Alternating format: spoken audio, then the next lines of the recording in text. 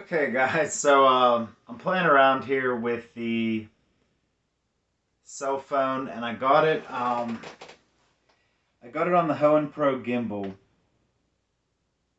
and I don't have any kind of external microphone hooked up.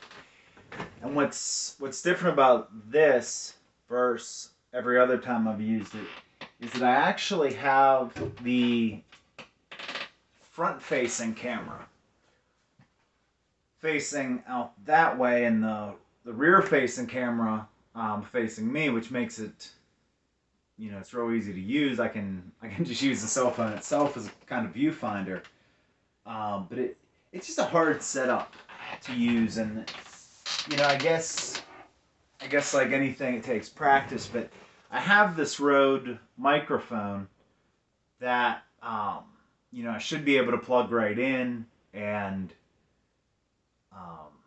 use for the audio. And see, right now I'm in, I believe, the Hohem Pro app. And the Hohem Pro app, I don't believe, works with this microphone. So I have the Open Camera app, which I should be able to use with this microphone. But, again, it just adds some difficulty to the setup.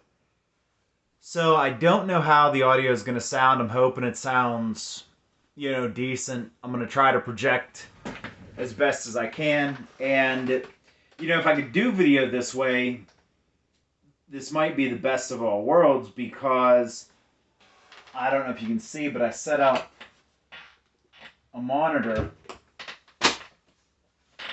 right here that uses Google Chromecast. And the idea was that if the cell phone was faced the other way, so I couldn't see anything on the cell phone screen, I could just see the front of the cell phone.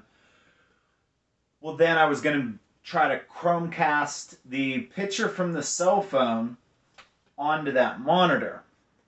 So I could then look at that monitor, see if I was lined up in the shot, and if I was, then I could hit the shutter button on this remote and, start filming. And then as I filmed, I could, kind of keep an eye on that monitor to make sure I wasn't too far out of the screen. So I don't know. It's one of those things that there's a lot of different ways to take video, and it's just, I guess, finding something that works. And hopefully this will be one of the things that works. This is, in ways, it's cool. You know what I mean? I can pan back and forth. I can pan up and down. And I don't remember the exact way to do it, but if I press and hold a button, I think I changed the remote's mode. Yeah. So now, instead of tilting up and down, I should zoom. Yeah. And now I'm zoomed in. Kind of a pain, because now to get it back into the mode that tilts up and down, I have to press and hold the button until a light changes. And then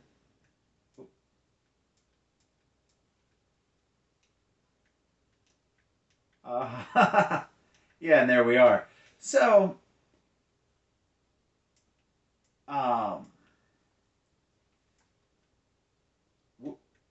yeah, and it's real hard. I don't know why, but it seems like there's almost a little bit of delay from the microphone. And yeah, now I'm probably zoomed in a little too much. So it's cool. And it's definitely nicer than if I just had like a static mount where, let's say I had a tripod and I just had like a thing that held the cell phone. Well, really, then the only way I could get it dialed in would be to keep sitting down, seeing, am I in the shot? Okay, which way does it have to go? Then I'd have to get up, go around, try to angle it, come back. So, comparatively, the remote is a pretty neat thing to have, but it's just I'm going to take the zoom back out. And nope, it didn't switch modes. Okay, blue. Yeah, and there. Yeah, so we're zoomed back out now. Yeah, and see, I can zoom. Probably there is an all right level of zoom, although the problem is this is digital zoom, not optical zoom. So ideally, I would, leave it like this, and then if I wanted it zoomed in, maybe do that in post with Premiere or something. But it's probably I'll leave it at that level of zoom for the rest of the shot, just to kind of see.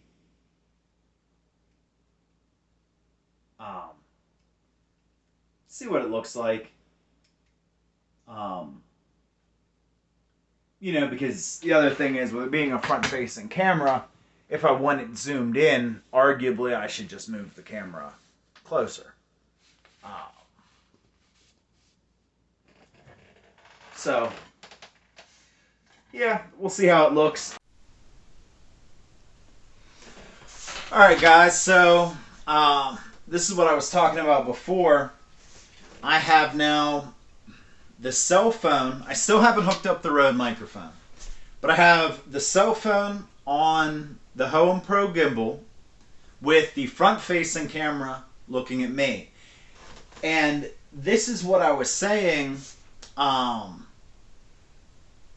made it so hard, because now I can't use the cell phone screen as a viewfinder.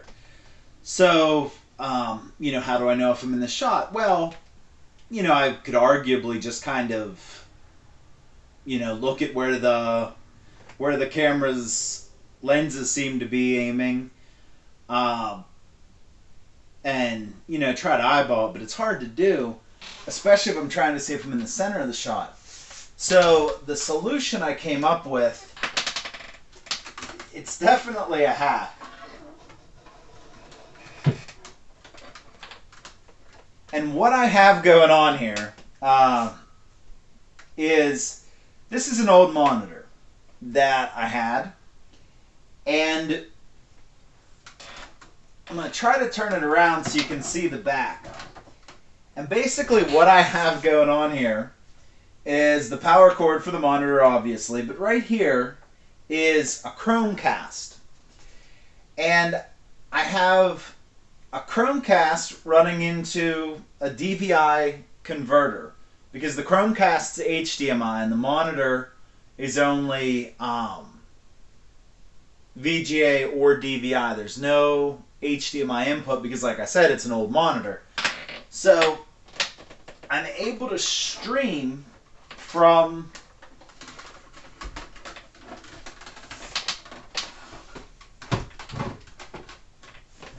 get that back in there. I'm able to stream from the cell phone to the monitor in real time, and because of that, I'm able to see what's on the cell phone screen, even though the cell phone screen is facing the back of the room, and the only thing I'm looking at is the front-facing camera.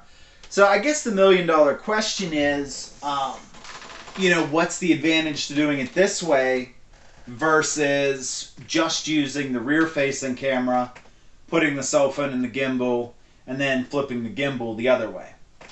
And to be honest, I don't really know. But we're going to see a side-by-side. We're going to see which one works better, and how the audio sounds. But I still haven't went and plugged in the Rode mic. So that's going to be the next thing I'm going to try to do. And I'm actually using, again, a very low-tech approach to hopefully be able to get this to mount right, and that is just rubber bands.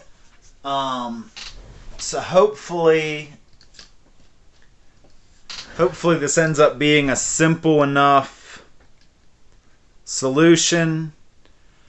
I hook this into the base with the rubber bands, plug it in. Hopefully I don't get enough tension in the audio line that it starts wanting to shut the gimbal off.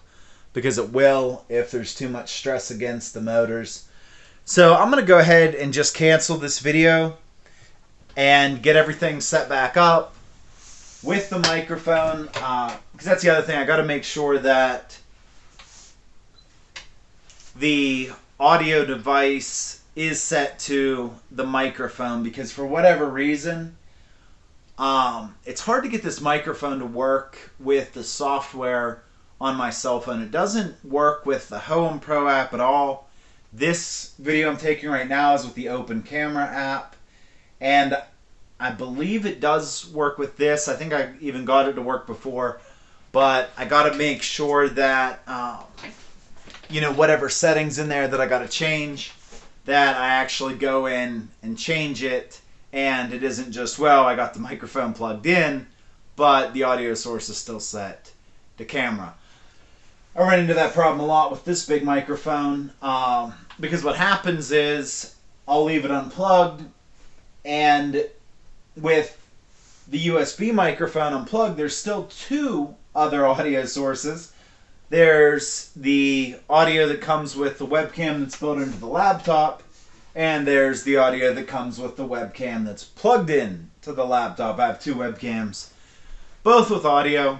So if I don't explicitly sit there and check and make sure the USB mic's plugged in, selected, I end up having to retake a lot of 10-minute takes, 15-minute takes, because the audio is wrong. And I'm hoping that doesn't happen, because I've now shot about a half-hour worth of video without playing it back to hear the audio. So hopefully I don't have just a bunch of bad takes, but like I said, it's so damn hard to get the phone in, get the phone out. I mean, not hard, but 5-10 minutes just to take it out, plug it into the computer. So I really like to get all the footage with one shot and then sit down and sync it, because otherwise you end up spending just too much back and forth time. It's hard to actually get anything finished. So gonna go ahead, sign off. Boop. All right, guys. So it took a little bit of frustration, but this is supposed to be the best setup. I have the Rhode microphone.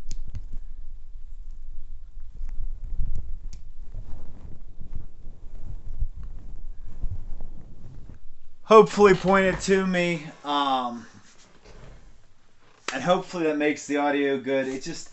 It's so hard to try to get that microphone to work with the gimbal I have. I wish you could see the setup, and I'll probably, before I take it down, I almost need a second phone so I can take a picture of how exactly I have it hooked up. But basically what happens is the phone, the way the gimbal's positioned, the phone already sits a little off balance. And ideally it wouldn't, but it's just kind of what it does. Well then, when I go to plug the microphone in, the weight from the microphone cord, it's not considerable, but it's just enough that it throws the phone off skew. And then, of course, the gimbal starts doing its countdown. And that's a safety feature in the gimbal to keep it from burning out its motors. But, yeah, basically it'll beep, beep, beep. And if the extra weight isn't taken off by the time it, gets out its 3 or whatever beeps, then it shuts the whole thing down. And you can turn it back on, but it's kind of a pain. So what I was able to do is I was able to actually drape over the gimbal the microphone wire.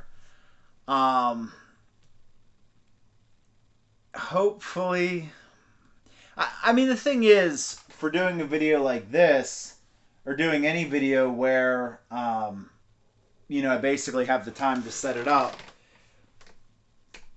it's not ideal, but it's not exactly unworkable either, because you know, nobody sees it but me, and if the rig isn't being moved, you know, I guess it's one of those things where if it's not, or there's not a problem if there's not a problem. So we'll see.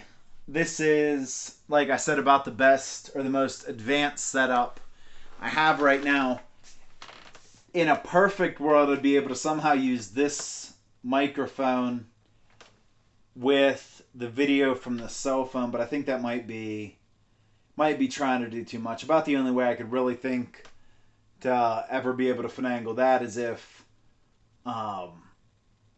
you know, I took audio with the computer, I took video and audio with the phone, and then went into Premiere and somehow replaced the phone audio with the audio from the microphone.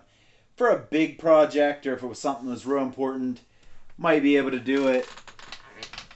But I don't know. That's the thing. You have options, and you know how I still remember when video was like new to the internet, and I remember when people bought digital cameras because the cameras on the cell phone, even when they had cameras, which wasn't in the beginning, you know, they just weren't. They weren't that 2 megapixel that you could get with your digital camera.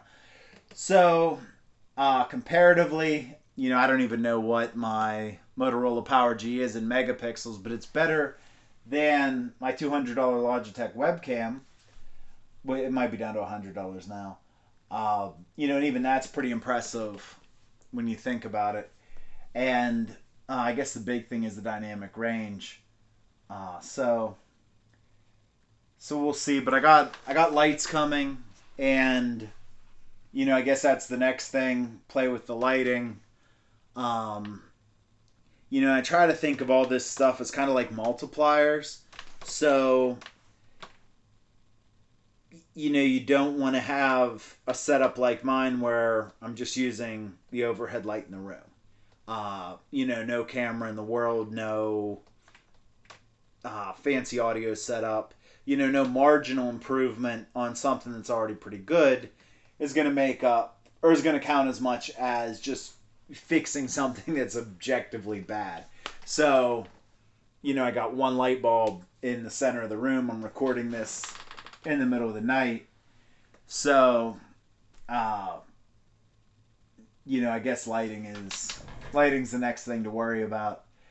But I like this monitor. I actually like this monitor more than I thought I would. And it's weird that I had to get a Chrome, and I guess it's something with the driver for the phone. But yeah, for some reason the only way I was able to cast my phone screen was through Chrome. I guess it's something with the drivers where it wouldn't do it through Wi-Fi. So I'm hoping that this Rode microphone, I'm hoping the audio is worth the trouble of actually hooking in the mic. And like I said, now that cord, I mean, I think the way I have it going over isn't too bad, but I'm still reticent to tilt or do anything fancy with the gimbal, because if I move it the wrong way, if I move it too much, then the gimbal's going to want to power off. And that's the other thing. You know, I've been recording for a little under 40 minutes now. So my batteries, you know, I don't even remember the last time I charged the gimbal, but should probably charge the gimbal. Even the cell phone's probably getting a little low, and I don't know even what the storage capacity is. But, you know, 40 minutes of video, if I had 10 gig, something I might need to look at.